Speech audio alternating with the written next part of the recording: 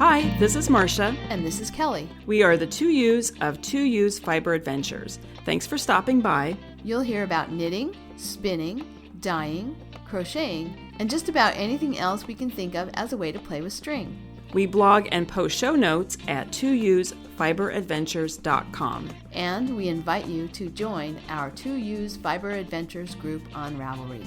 I'm 100 Projects. And I am Better in Motion. We're both on Instagram and Ravelry, and we look forward to meeting you there. Enjoy the episode.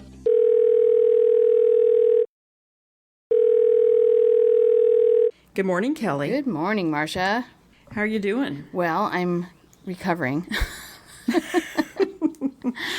I am too. Yeah. I had a little too much fun last weekend. Yeah, it was great. The Black Sheep Gathering was so much fun. Mm-hmm. And yeah, it was the really trip fun. And all that. And we'll talk about that in a little bit, but yeah. So today's back to normal. Well, I'm doing laundry and catching up on things, and so we arrived home yesterday in the afternoon. Mm-hmm. So we had a 2-day And it looks like it's warm there. It's not bad. It was nicer this morning, so I'm glad I got outside and did some things out in the yard this morning, because now it's kind of gotten windy and it's kind of muggy and cloudy, and so that's not pleasant. Yeah, that's what we have here. I don't know, I haven't looked at the temperature, but it's kind of warm. Mm-hmm. Like yesterday was in the 80s, but overcast and windy and cloudy and just muggy and icky. Yeah. You know, like if it's going to be hot, I like to have the sun out. Yeah. know? Well, we but have anyway. It's not hot here. It's only 70. It's only supposed to be 72 today. I guess it is 72 already out there. It didn't feel like it because of the wind. But yeah. So it was a very busy day yesterday, getting home and getting everything out of the trailer. And then I got up this morning and I made myself a list, and I've already crossed some things off. All right. So, and this is one of them. Yes, in an hour you'll be able to cross me off the list. Right. Anyway. Okay, well, let's talk about projects. Yeah. Project update. Well, yeah. Why don't you start? Okay. Well, I don't have anything finished, but I'm so close.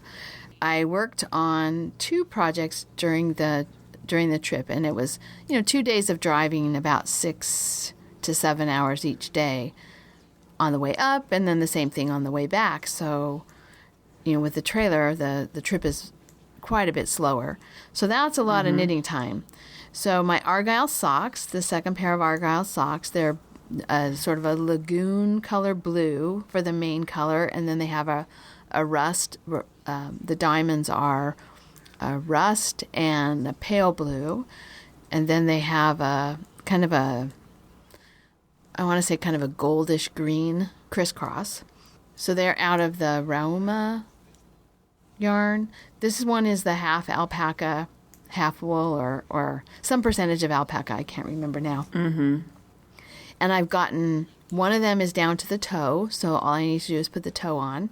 And I wanted to wait to put the toe on until I could see. I think I'm going to have to do the toe in a contrasting color, but I wanted to see how much yarn I had left for the toe. So then the second one, I've got the heel done, and I turned the heel, and now I did all the decreases for the gusset, and I'm just ready to do straight, because they're knit not in the round. For a while, I just have to do straight back and forth knitting at the bottom of the foot. So that'll go really fast, and then I'll join them, and they'll both be at the toe. I do have a million ends to weave in. So so I shouldn't count them as too close to done until that. But yeah, they're a lot closer than they were. But then the thing that I worked on the most over the trip is the pillow, and I am almost done with that pillow. The pattern is Clover, Bee, and Reverie by Mona Zilla, and I'm knitting it in Neighborhood Fiber Company. The 2 colors that I'm using are Oliver. It's a gold, really pretty greenish. It has kind of a green tint to it, gold. And then the other one is Druid Hill, our favorite, gray-brown. So, yeah. Well, and when I was at the Black Sheep Gathering, and I actually saw your pillow, you should say something about the gauge, because it's worsted weight. On size 3s. Yes. It's so dense because it's 2 layers of yarn and stiff kind of. That makes it sound bad, but it's a pillow, so I guess you want it that dense, It's the right, I mean, it's the right fabric. It's the right fabric gauge for a pillow, I think. It'll be nice, and it'll hold up well. The technique that I'm using for the color work is one that was referenced in the pattern. It's called Armenian technique for color work, and basically you trap the yarn every other stitch. So the back is really pretty. I mean, it's... Yeah, the back is pretty, I think. I would agree. It's not really as regular. It's not as regular in the sections where there's actually color work going on, but in the solid color sections, like the pillow has a lot of just the gold, solid gold. And on the back of those sections where the brown is being carried along, it just really, it looks really nice on the back. And then there are some places where my tension is off and things, but it doesn't matter because it's going to be a pillow, and so all of that will be on the inside. But I've got... So, I want to ask a question, though. How does it feel knitting on 3s with the worsted weight? Because it is so dense. Is it hard to knit, or is it... I didn't feel like it was hard to knit. I did try to take breaks while I was in the car knitting. I switched between projects, and I also switched between, like looking at my phone and checking the map and all of that. Like every couple of rounds, I would stop and admire my work. And so I did try to make sure that I didn't just, sit in one place and knit, not just because of my hands, but because of my shoulders and just your body in general when you sit in the car. For me, if I sit in the car and knit, I find myself being really stiff when I get out of the car. So I try to... Well, and I find myself, if I'm just knitting, I'm less stiff. But if I'm following a pattern, like you were following the chart, I find I get more stiff doing that because I'm having to look back and forth and watch more closely. I just can't relax into the knitting always. So because of that, because of all of those reasons, I mean, I had the chart in I was looking to one side, so I did try to make sure I was stopping and stretching and taking breaks while I was doing it. But I'm using really slippery needles, so that's helpful.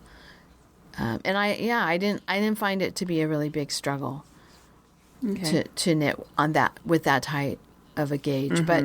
Different people are different. I also don't have a lot of problems knitting cotton the way people say, "Oh, that hurts their hands." I don't really have that problem. Yeah, so, I don't either. No, I'm working on linen right now. Yeah, and I don't have that problem. No, I have more problems with my hands when I'm out weeding or pruning and all that. Like when I needed to take a break earlier this month or last month, I needed to take a few days break because there have been too many projects with using my hands that I needed to give them a break. But no, the pillow didn't cause a problem. And then I really want to make the blanket that has the same pattern on it. And the blanket is, I think, on 7s or 8s is the pattern gauge for the blanket. So obviously much less dense. As it should be. You wouldn't want a stiff. Yeah. Here, come lay under this board. Yeah. So I think I talked about the ladder back jacquard technique last time. Yes, and I looked at the video. Isn't it interesting? Very interesting. Yeah. I'd have to practice it because I was watching him and I was like, there's so many details that you need to remember to do that. Where the yarn placement and so I am not using that technique. I'm just trapping it every other stitch, which is working out really well, and it's actually really rhythmic. You think of color work as getting you sort of out of your rhythm, but doing this where you're kind of I'm using both hands, right? So I've got the brown in my left hand and the gold in my right hand, and so it just has become, it just became really rhythmic after a while. Mm-hmm. So I'm all the way through with the color portion, the color work portion that is the design. The 2 rabbits and the bee are done. Mm-hmm. And then on almost home yesterday, I was admiring my work and I discovered a mistake. I was getting ready to start. There's like 3 rows of straight yellow, and then there's a border at the top. And I was getting ready to start the border at the top when I realized that I had a stray stitch. And it's about 8 rows back, maybe 10 rows back. And so I need to drop back and try to fix it. It's just one stitch should be gold and it's brown. So you're not going to unravel all of those rows. You're just going to try and drop the stitch back and change the color? That's my that's my plan A, is to drop the stitch back, change the color, and then ladder it back up.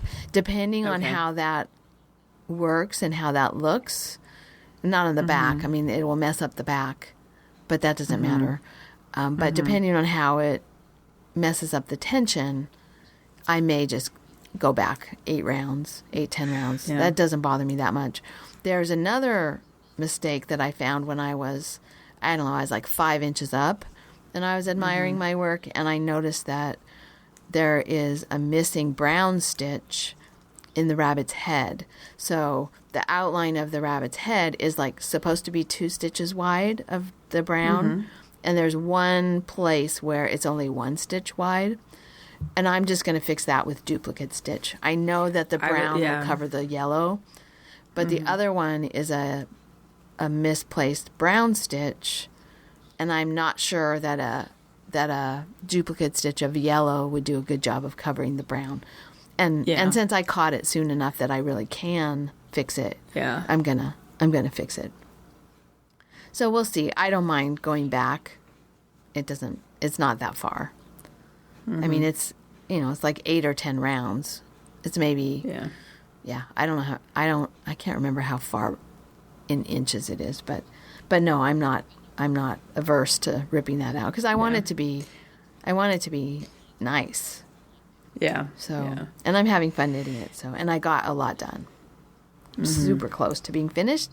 So by the next episode, I should be able to talk about the steeking process, which will be fun.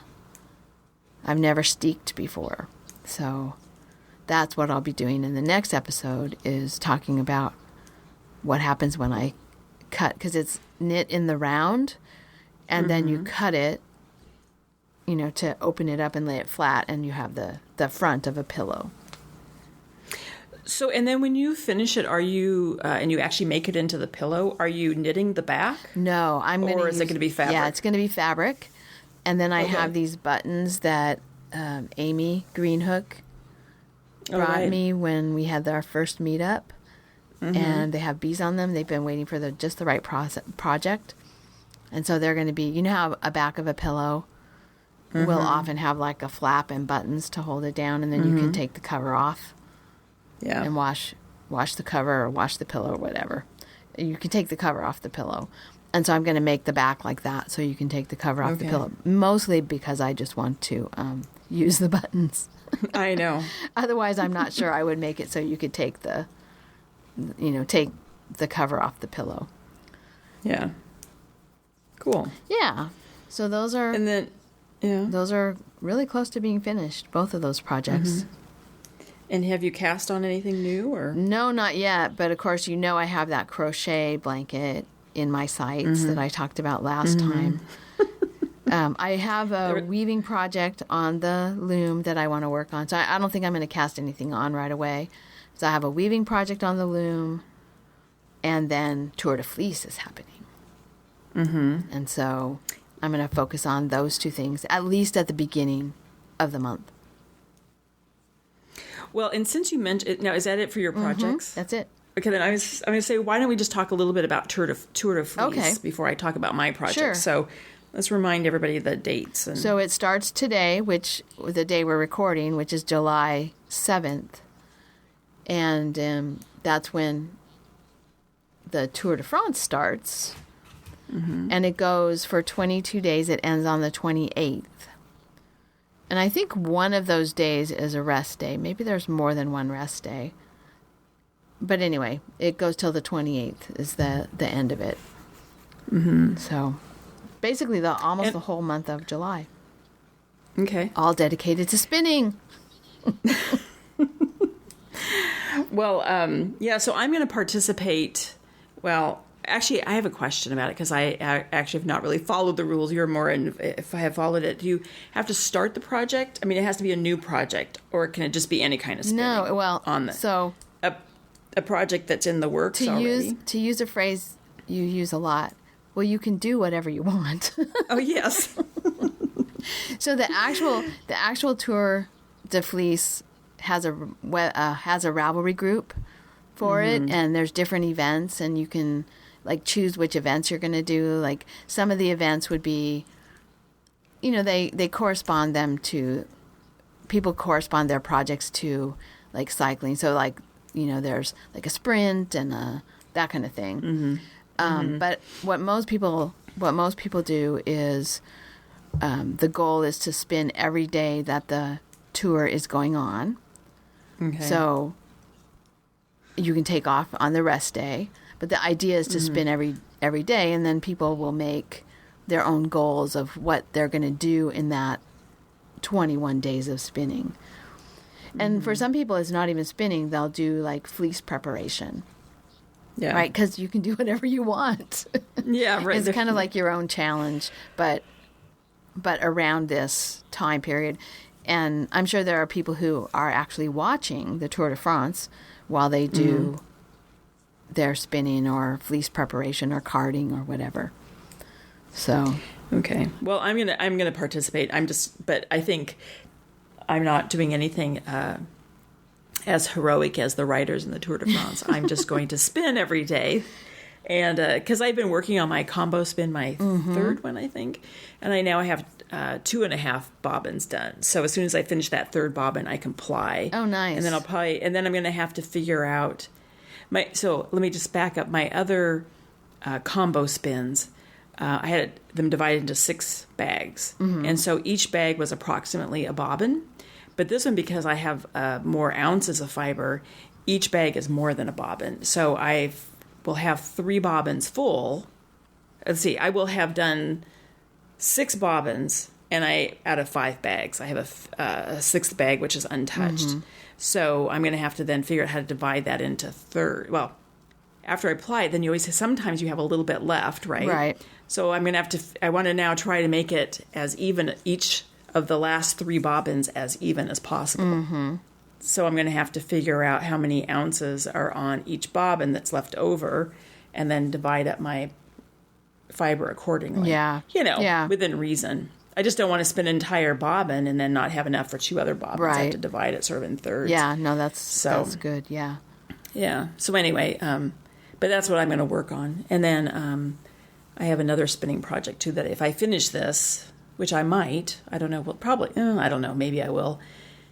But I'm going to concentrate on that combo spin during the Tour de Fleece. In many years, I haven't had like a particular project. It's just been see how much I can spin.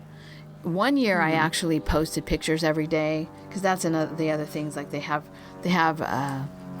in the discussion boards, they have they had prizes. I don't know if they're having prizes this year, but they had prizes, and you post a picture each day, and I posted even on Instagram just for fun, like Tour de Fleece Day 1, Tour de Fleece Day 2, and I posted. I don't think I'm going to do that this year.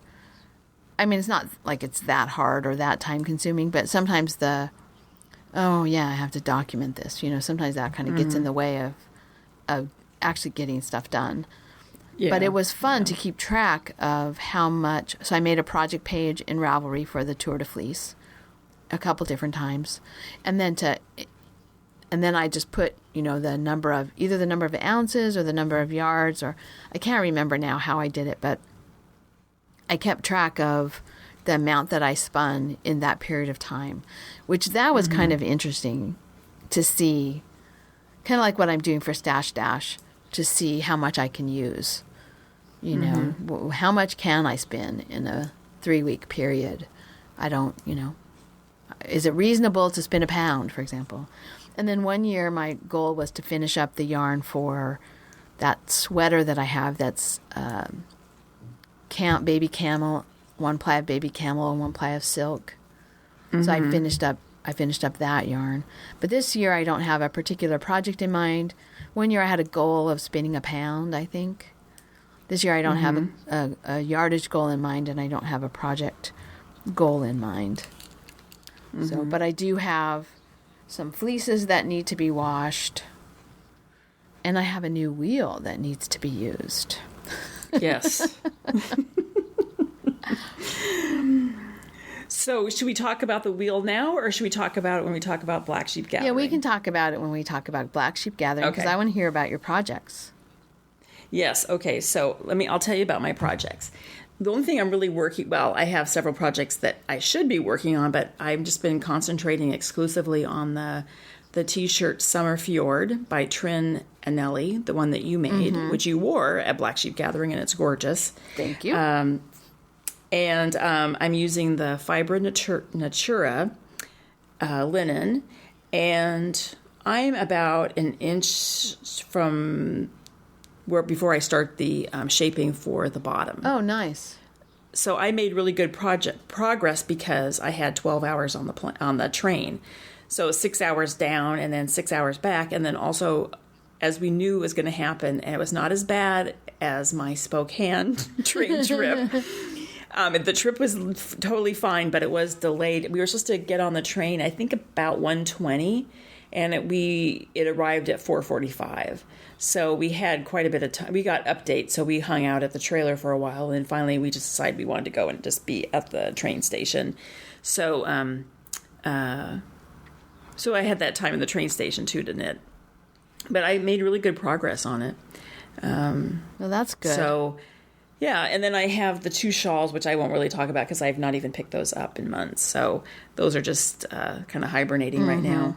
And they're going to be sort of my projects that I work on as sort of the mindless knitting when I go someplace. But I want to get this top done because I like to wear it.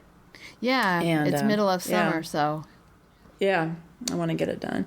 And then I'm also, now this is not really about any projects I've started, but I'm still trying to figure out what my next project is going to be. And I want to make a sweater, and I have the yarn that we dyed when I was down there in February. I think it was, I dyed it.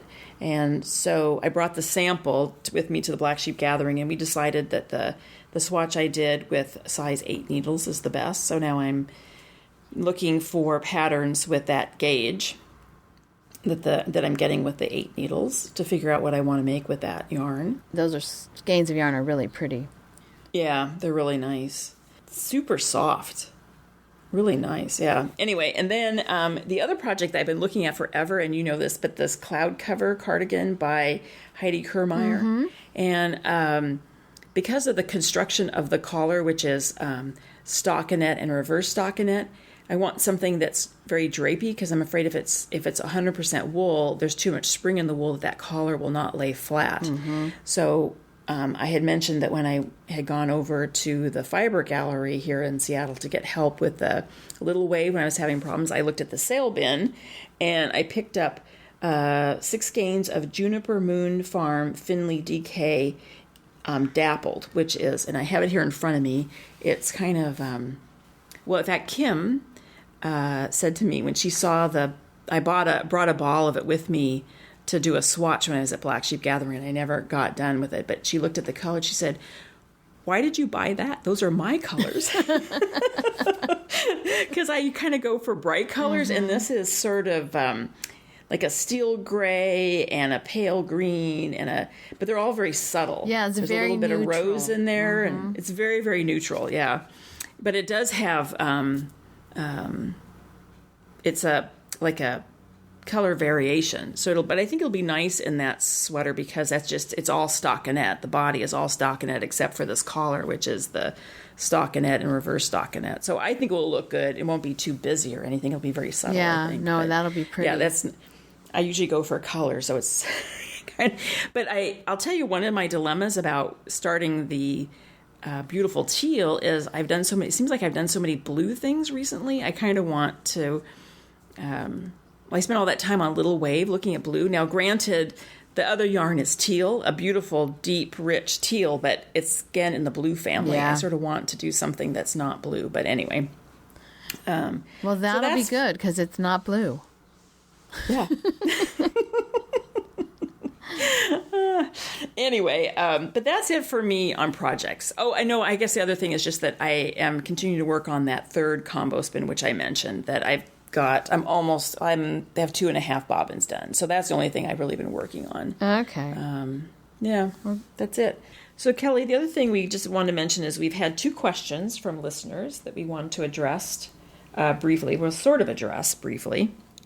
And you want to mention what the questions are? Sure. And they came in right before Black Sheep as I was getting ready to leave and during the Black Sheep. So we haven't had really a chance to address them or even respond. I didn't even respond on Ravelry. But the first one is from Angie from Washington. And she is Pine Lake Chic on Ravelry. And she is wondering if we have recommendations for resources for math for knitters, especially about making changes to patterns if she's using yarn of a different gauge. So that is something we've done, and we can talk about that. But we want to do a little bit of research to see if there's some resources that we can share besides just talking about what we've done. And then the other one is Scritno.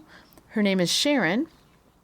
And she's asking about, she's a brand new spinner, and she's got alpaca, a whole alpaca fleece, and she wants to know how to prepare it. And she wants to know what's the best way to prepare it and what's the best way to spin it. So I am not a big spinner of alpaca. I've spun some alpaca, but not very much. I don't have that much experience. And I have not ever bought an alpaca fleece. So I have 0 experience preparing an alpaca fleece for spinning. I know that it doesn't have lanolin. So you actually don't need to wash it first. But I'm not experienced. So Marsha and I are going to do a little bit of research.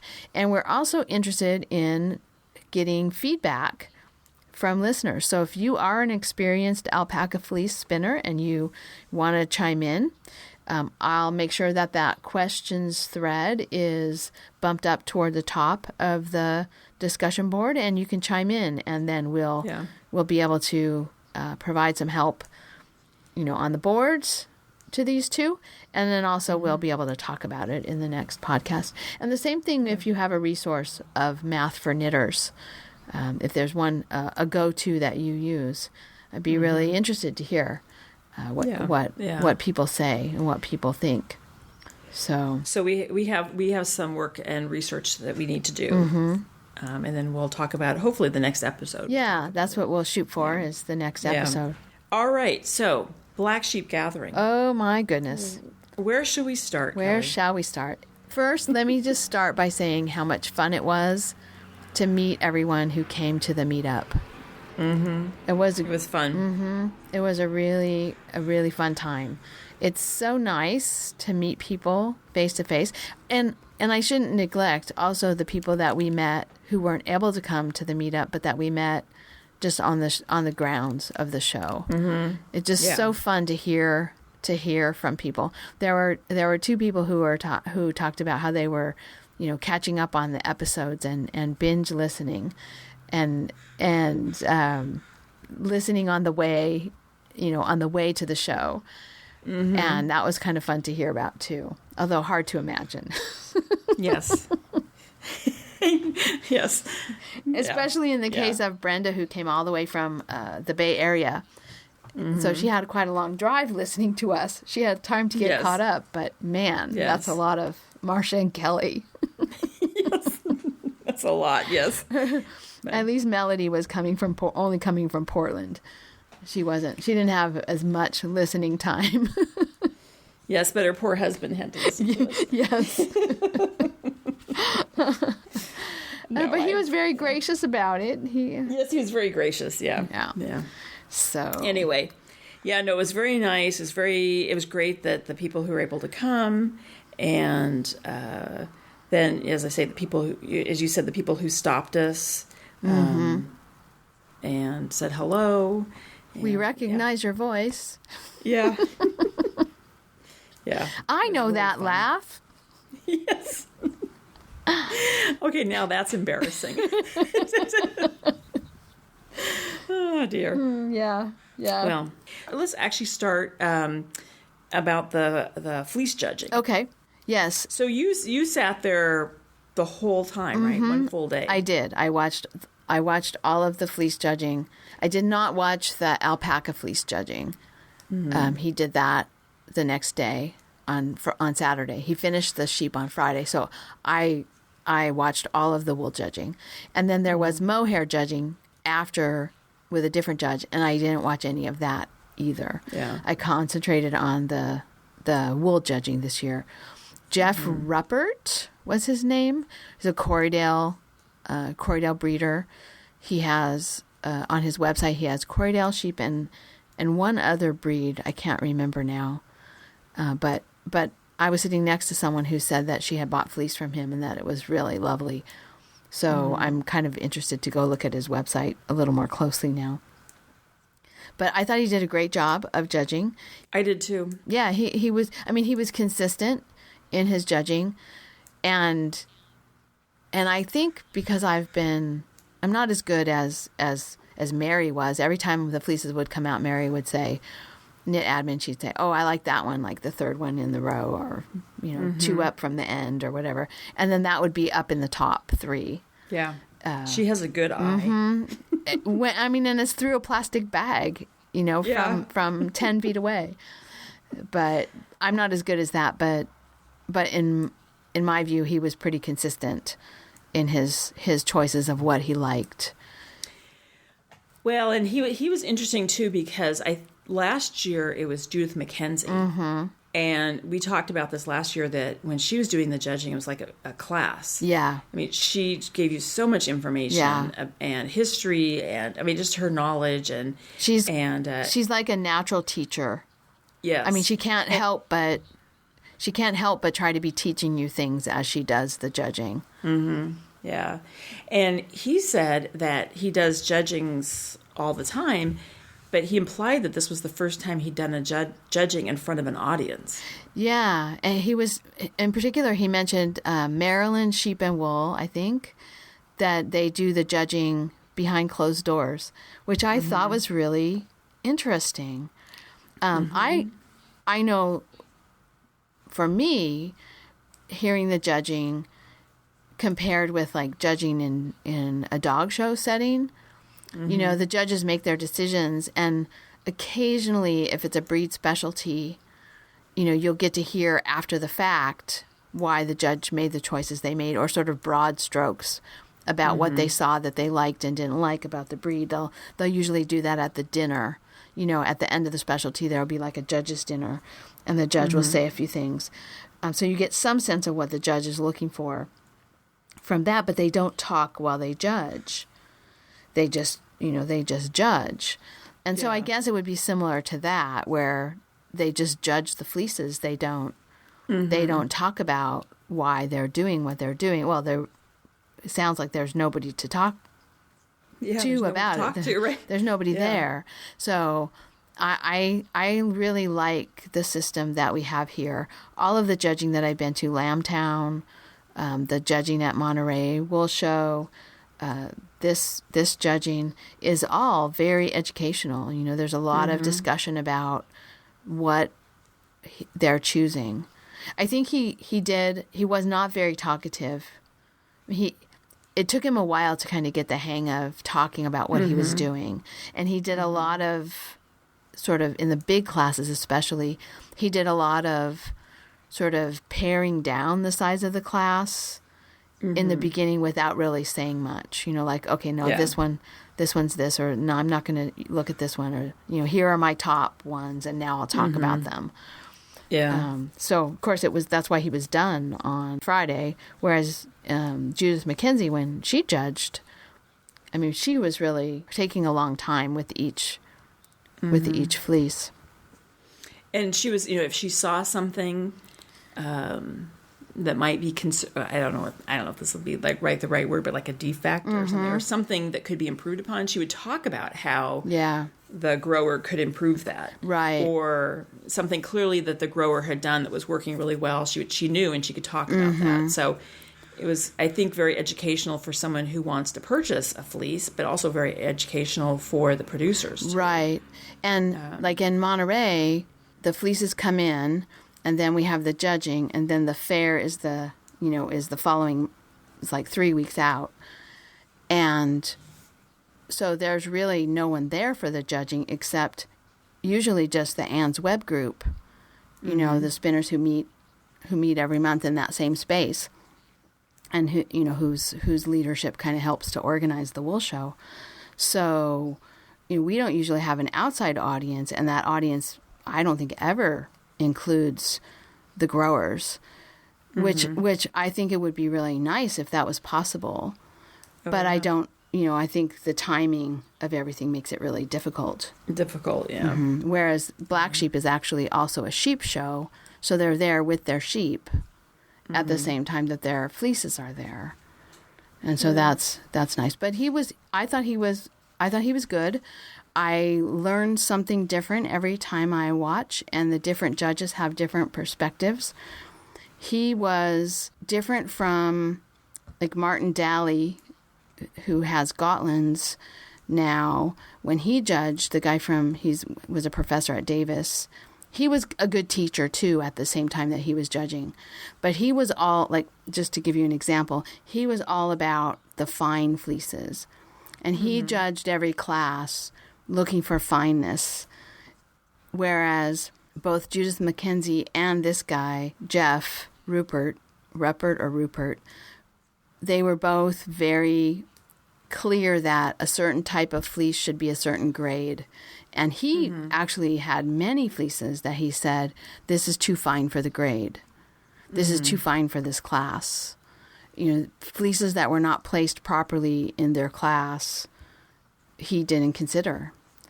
And I thought that was really interesting. I mean, that I agree with that kind of judging. If it's if it's a long wool, and this is the way long wool is supposed to be, then if it doesn't have the right crimp or it doesn't have the right feel, if it's too fine, then it doesn't belong in this class. So I thought that was interesting, that he also he shared that, because it worries me that if all we're doing is judging for fine, it's kind of like in dogs. If all you're doing is judging for coat, then you lose function, you lose form, you can lose other things because the focus is just on, like, let's get the fluffiest dog out there that we can. Right, Yeah. So, which I'm just going to do a little sidebar, just because you mentioned dogs. I think one of the highlights of the Black Sheep Gathering is they've not had this before because they've not had the space, but they actually had a demonstration of herding dogs. Oh, yeah. And that was amazing. It was amazing to watch. It was two border collies. And I do not remember the name of the woman who was doing the demonstration, but I didn't write it down or anything. But very interesting to watch the dogs work. And she made that comment, is that they don't care about how the dog looks, and she's focusing on border collies, but she said they don't care what the coat is like. They don't care if the ears are up or down, or one is up and one is down. They don't care about markings. They don't care about any of that, because as soon as you start breeding for all of that, then you lose the intelligence and the drive to herd. So that was very interesting, and to watch them work. My sense was a lot of the work a lot of the control they have over the sheep is not physical as it is mental. Like a lot of staring they stared constantly. They never lost eye contact with the sheep, and the sheep looked kind of skitterish every time these dogs were staring at them. And she's, and then of course it's also their presence too, right? As they're moving, they're controlling them with their presence. But a lot of it is just that eye contact. Yeah. Would you agree with that? I think so. I think so. I mean, I don't know that much about it, but but yeah, I mean, the sheep are prey and the dog is predator, and so the sheep are always watching the dog because they want to know where the predator is. Right. And the dog uses that to kind of keep control of the sheep. Right. And then again, we've talked about this too, Kelly, with the hunting with your dogs, is that you do all the training, but then in the real situation, you have to then trust your dog too. Yeah. And so she was talking about the work that you do. You can do all the training, but at a certain point, you have to turn it over to the dog and let the dog use their natural intelligence and instinct to maneuver the sheep. Mm-hmm. Yeah. So, yeah. In hunt tests, I know when we used to do hunt tests, one of the things that the really good handlers would watch someone having something go wrong. And a lot of times the thing that went wrong wasn't that the dog didn't obey what the person was asking the dog to do. Although that does happen too. But a lot of the time what went wrong was that the person was asking the dog to do something that was, in the dog's perspective, not reasonable for the situation that was out there that the dog could see up close and personal. And the person can only see from a distance. Right. And that's exactly what she said too, is that the dog, the dog can see what you can't see. Yeah. Because the dog is out there, So I thought that was really one of the highlights was the watching the dog herd. No, watching them, it makes me have goosebumps. Yes. Yes, I would agree with that. Yeah. Yeah. No, that was very, very cool. So that was another good part of the show. And then of course there was the marketplace. Yes. Well, let's talk about what we bought, our fleeces, and then we'll go on to the marketplace, because the fleeces are actually more tied to the fleece judging. Okay. So you bought 2 fleeces. Yeah, I bought, I went in the morning before the judging started and looked around, and I saw one that I really liked, and it was pretty small. It was kind of small, about 3 pounds. Of course, what I call my kryptonite, the thing I cannot resist, is steel gray Romney, sort of shiny steel gray, loose locks, loose crimp, sort of wavy, locks. And so that's what I ended up with right away. I mean, I was the first. I wasn't the only one there, and I wasn't the only one buying things, but I was the first person that they checked out that morning. So, and then I also. We also found a fleece that I'm going to use as a test.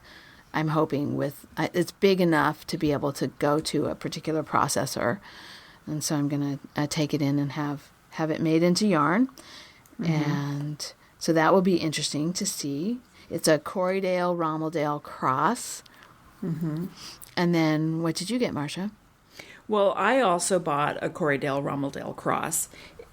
It's not your 10 pounds that you bought.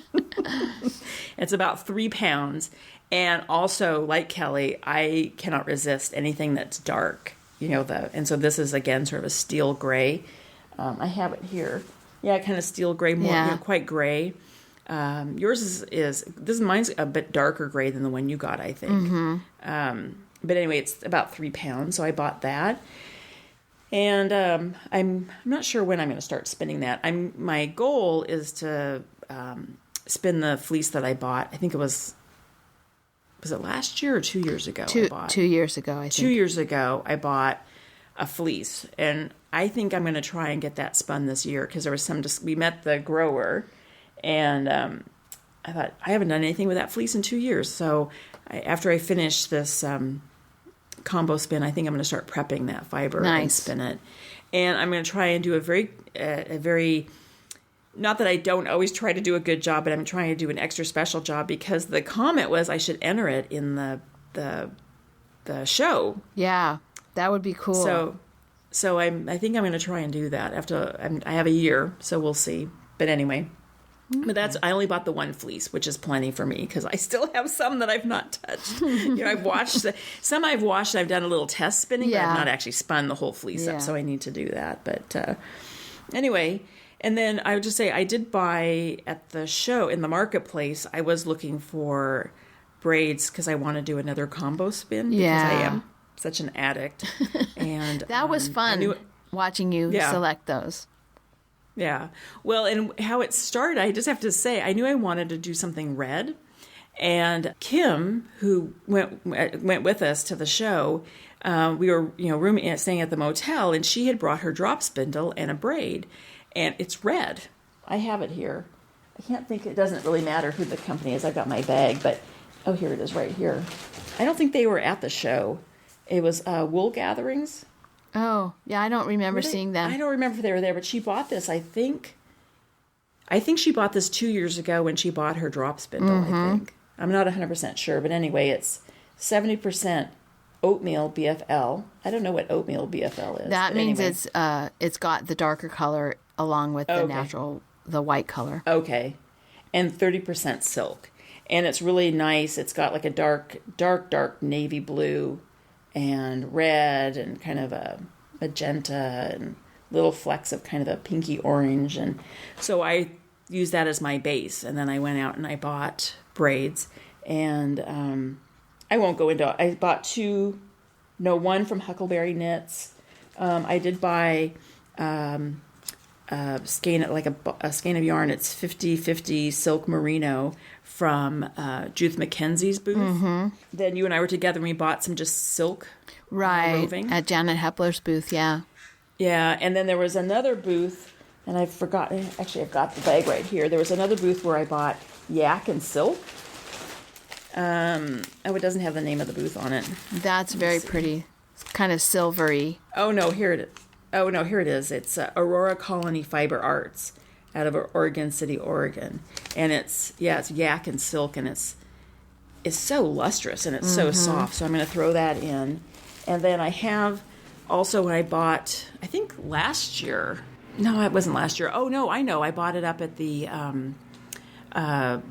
St. Distaff Day spin-in when Homestead Hobbyist was there, and he has all the crime scene colors. Yeah. And I bought the black with a little bit of gray silk called Tire Tracks. Mm-hmm. And because it was so dark, I only put 2 ounces in my green that I'm doing, so the other 2 ounces I'm going to put into this. So I just bought a whole bunch of variety of things I'm going to throw into that combo spin. That'll be nice. And so I'll take a picture of everything and put it in my project page when I create it.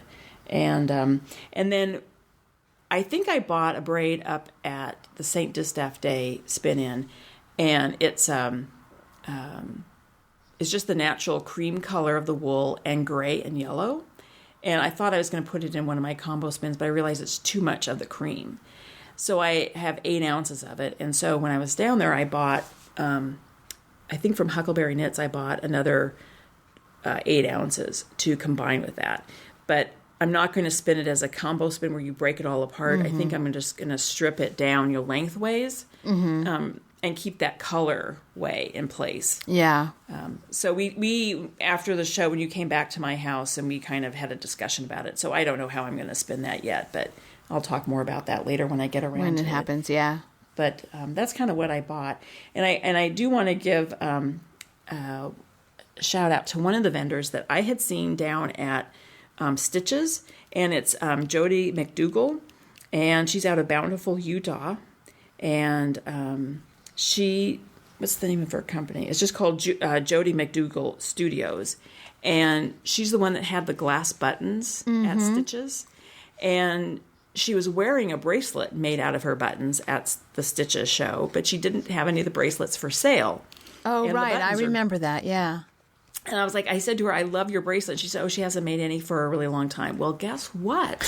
She had 4 bracelets at the Black Sheep gathering. So I think I walked in the first day, Friday morning, I walked in with Kim and saw her booth. And I said, oh my gosh, she has those bracelets. So guess what came home with me? A bracelet. Made of buttons. And they're not all of her handmade buttons, but I'd say half of it is her buttons, and the other half are just store-bought buttons that blend in kind of. But it's really nice. I'm very excited about that. The other booth that we thought was so interesting, and we both bought the Shetland fiber from Roger Family Farm and Fiber Mill.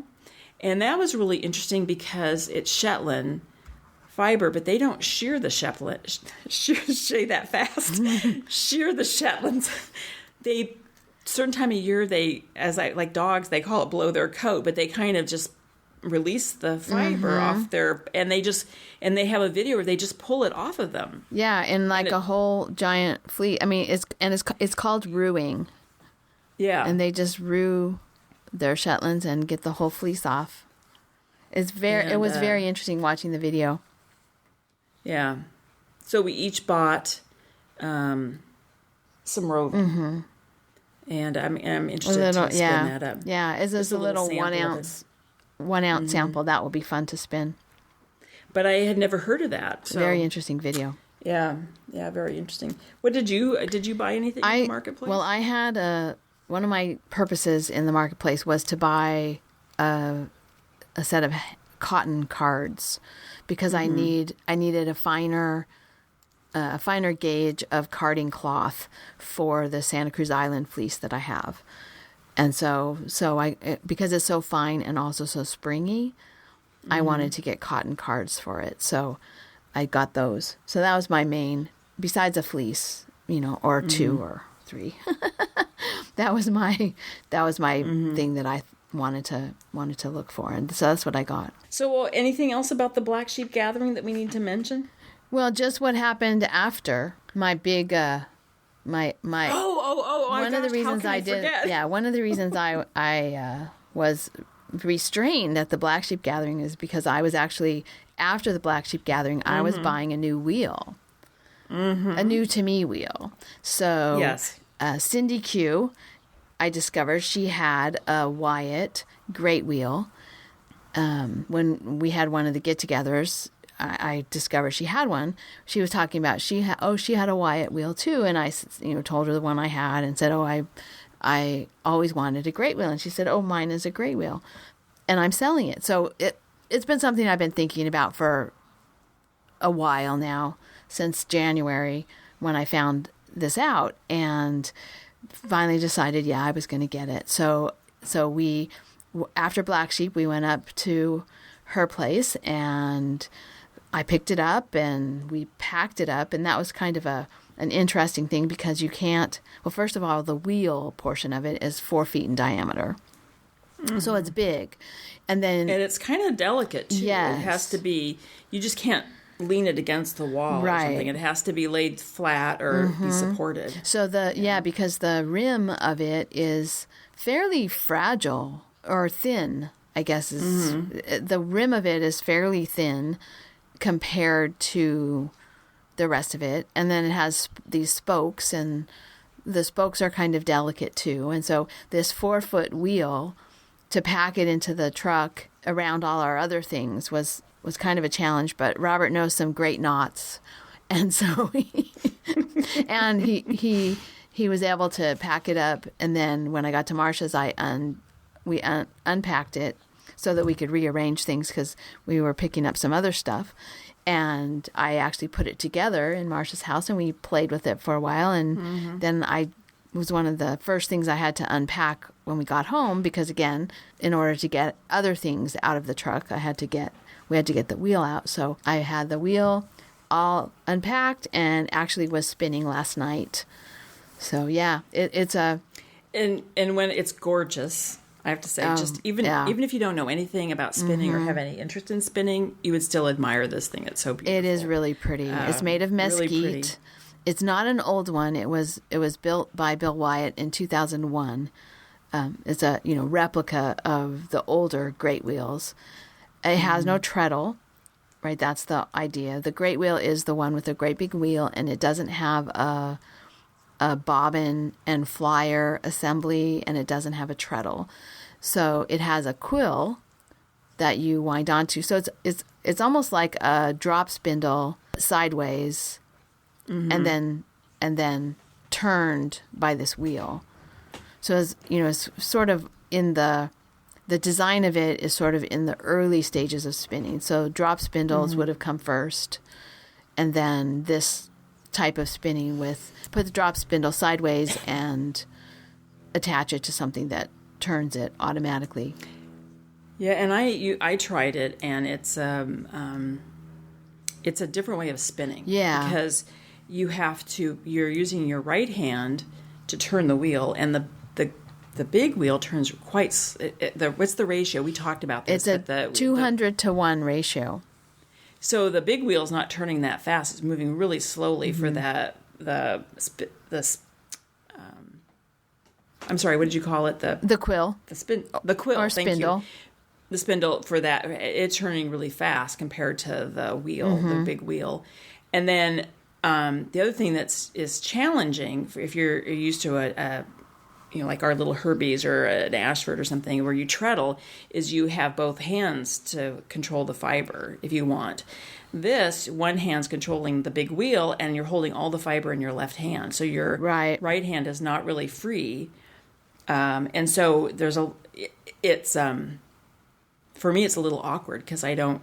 Now you do spin that way, right? Yeah, long draw. Yeah, it's like that. Yeah, I like to spin, and it's a way to spin cotton, and it's how I learned to spin cotton on my wheel, and so I do have experience with that, and I've spun wool long draw before as well. So yeah, I have that. The feel of that is kind of in my body, having done it. And that's, so for me, learning the wheel is one thing, and I'm still learning that.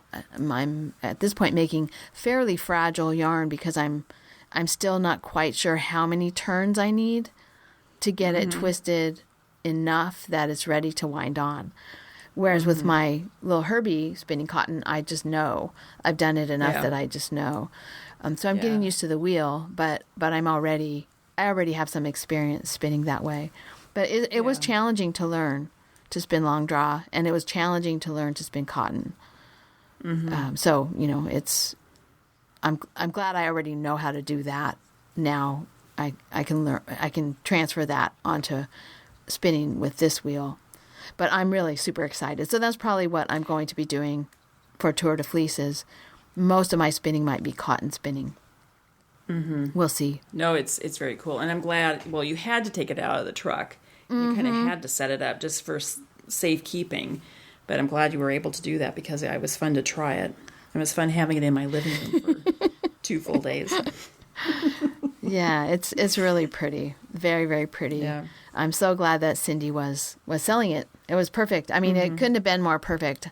We started the conversation about, we both have Wyatt wheels, and hers, the one she was selling, turned out to be the one that I had wanted for a long time. So meant to be. Yeah. Do you remember at St. Distaff Day? I was. There's all these spinning wheels, and there's that one, a really cute one, and it had all the little twists and turns, the little spindly things and everything. I'm like, you should just buy that. And you're like, nope. And you didn't even know about that. Did you even know? No. At that point, at that day, I did not know. Yeah, and so you're right. You know when to buy something and when not to buy something. A wheel finds you. Yes. Yeah. Anything else? I don't think so. I think that's about it. We had a great trip. It was so fun to see everyone. It was fun to visit you and to spend some time in Seattle. Yeah. However short. Nice time. All right. Well, Kelly, I should let you go because you have to start spinning. Yes. This will be a lightly edited episode so I can get it out since we were gone at Black Sheep, and then I have to start spinning. You're right. Yeah, I do too. So, okay. All right. All righty. Bye. Thank you so much for listening. To subscribe to the podcast, visit 2ewesfiberadventures.com. We have links for iTunes, Google Play Music, YouTube, and others. Join us on our adventures on Ravelry and Instagram. I am Better in Motion, and Kelly is 100 Projects. Until next time, we're the 2 Ewes doing our part for World Fleece.